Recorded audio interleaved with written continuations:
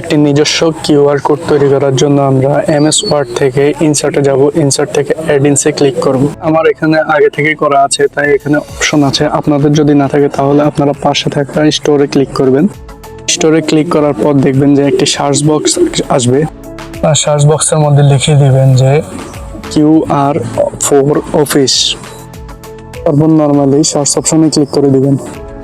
একটু লোডিং নিয়ে এখানে সুন্দর করে কিউআর কোডের অপশনটি চলে আসবে। তারপর এখান থেকে অ্যাডে ক্লিক করবেন। অ্যাডে ক্লিক করার পর কন্টিনিউতে ক্লিক করে দিবেন।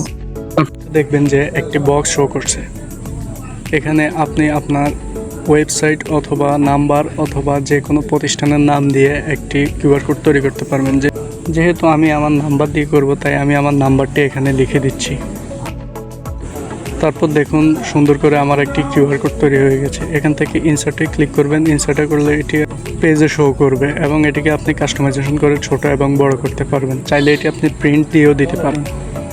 এরকম ছোটোখাটো টিপ অ্যান্ড ট্রিক্স পাওয়ার জন্য চ্যানেলটি সাবস্ক্রাইব করুন।